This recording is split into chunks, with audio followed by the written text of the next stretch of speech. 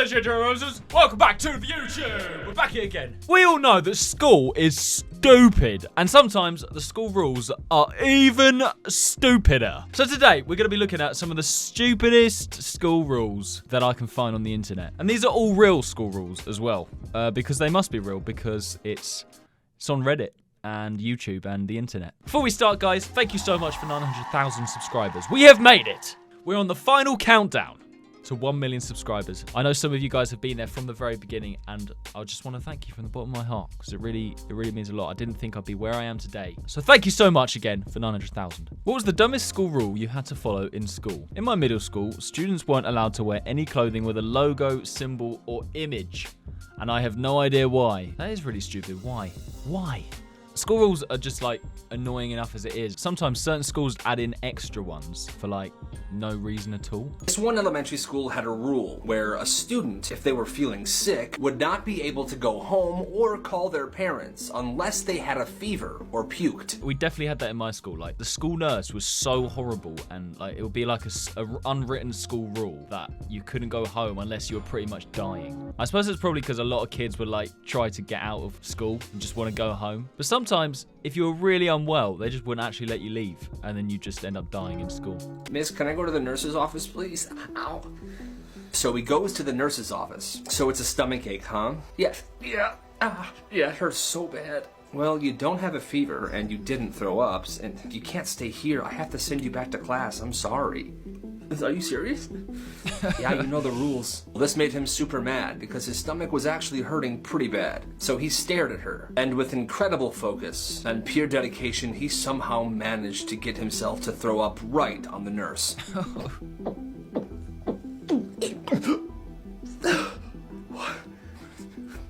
Can I go home now? Just stared straight at her. School wouldn't let their students talk at all during lunch. Apparently, this is a very common rule. How is that a common rule? Is that a common rule in your school? You're not allowed to talk during lunch. Like, that is a stupid rule.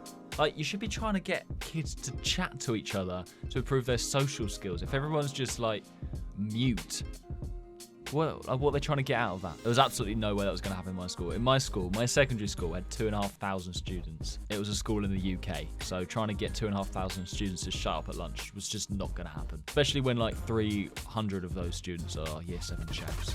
And one Henry. But at one middle school, there was a group of friends that wanted to beat the system. So over the course of a few months, they all individually learned sign language. They became fluent, and they started talking to each other during lunch with sign language only. Oh my God, what are they doing? Dear God, did they all learn sign language? Can they do that? Are they allowed to do that? I'll get the principal. And they couldn't do anything about it. That is genius. That is genius. They all learned sign language. How do you even say, what's your next lesson in sign language? How do you ask the teacher to go to the toilet in sign language? This school is super sus. This one high school had this weird thing where in every single bathroom, the toilet paper rolls weren't inside the stalls. They were outside on the wall. So anybody that had to go into a stall had to take enough toilet paper before they got in there. I definitely would have forgotten. I'd have been sat on the shitter, ready to wipe, and looked around and gone, fuck.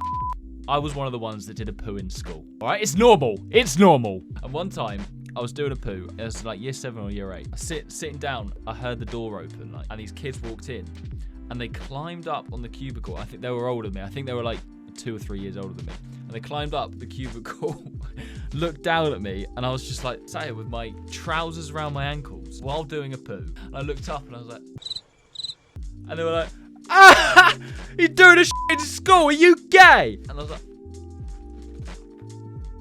how am I gay? If I had to go out, get some toilet paper and go back during that, I think I just would have left the school. I remember one stupid rule in my school was that we had to wear blazers, and we had to wear the blazers all year round. Sometimes people would like do this with the sleeves, and they like roll the sleeves up. The teachers would always be like, no! Roll your sleeve back down. And sometimes it would be really hot, like in the middle of the summer. I remember we had like 30-degree days sometimes, 30 degrees centigrade. We'd still have to wear them. We used to have like a polo shirt, and then a jumper, and then a blazer on top. which is great for winter, but they still made us wear them. We had to ask the teacher to take them off. How stupid is that? Another rule I think is stupid with schools is why do you have to ask to go to the toilet? I get letting the teacher know that you're going to the toilet because they are meant to be looking after you at the end of the day because you're not an adult yet. But why do you have to ask? Why can't you just say, "Hi miss, just going to the toilet. See you later. See you in half an hour when I've finished my shit," where the toilet roll was outside the bathroom. I remember them always saying, if you asked to go to the toilet, "You've just had lunch. Why didn't you go earlier?" I didn't need it 5 minutes ago, you penis. He said that 7 years after he graduated high school, he got a phone call. What is this? Hello? It was his old high school senior English teacher. And this is what she told him. Hi, Carl. Yeah, this is Mrs. Stevens from the high school you went to. Oh, hi. What is going on? Hi, I'm calling because I just found out that 7 years ago, I accidentally miscalculated your final grade. You were supposed to get an F. And that means you weren't supposed to graduate high school. So we're letting you know that we're taking away your diploma, okay? What? Yeah, so you're gonna have to come back and finish one more class if you want your diploma, okay? All right, bye-bye. What? Oh my god. If my teacher phoned me to let me know that I actually got an F rather than passing, and I had to come back to then do that class if I wanted the grade, f off. My school had 3 staircases along a very long corridor. We were banned from using the middle staircase because it got overcrowded. The ban was lifted once they realised it only made the other 2 staircases just as crowded. Oh, that's 200 IQ from the teachers there. In elementary, they banned running entirely. No running on the playground either. They also banned all ball sports and would take your ball if you took it in from home, and they would put it in the gym cupboard to be used for PE, physical education, those of you from America. What? They'd just steal your ball if you brought it in from home. I brought so many balls in from home. They'd always get stolen by the bigger boys. Oh, sad times. That's just reminded me. Thanks, Reddit. Keep in mind that these were 4 to 11-year-olds, so everyone ignored the rules and so many were in detention. I'm not sure what we called it. That they had to drop the rule and nothing came of that. But the second rule about ball sports, well, it turned out that one of the kids in the year below me had brought in a signed soccer ball by a really famous player, and the school took it and kept it. We found out because there was a very angry mother screaming at the secretary that they effectively stole something that could be worth upwards of $1,000. They obviously gave the ball back and stopped stealing them after that. Who would have thought stealing from little kids was a bad idea? Yeah, it's such a stupid idea. It's the same with like phones in lessons. Like if you're on your phone, teachers would take the phone off of you and they'll say, "You get this back at the end of the day," or if you're lucky, at the end of the lesson. You can't really take what's mine and then just decide when I get it back. Yeah, arsehole.